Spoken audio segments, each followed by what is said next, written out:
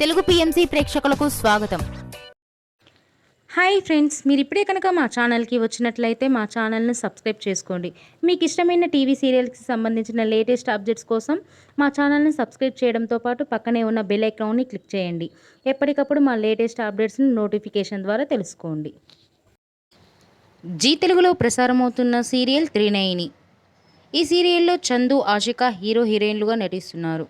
విశాల్, నయనిగా వీరి నటనతో బుల్లితెర అభిమానుల మనసు దోచుకున్నారు. తాజాగా ఆషిక తన లేటెస్ట్ ఫొటోస్ని అభిమానులతో పంచుకుంది. ఆ ఫొటోస్ని మనం కూడా చూసేద్దాం.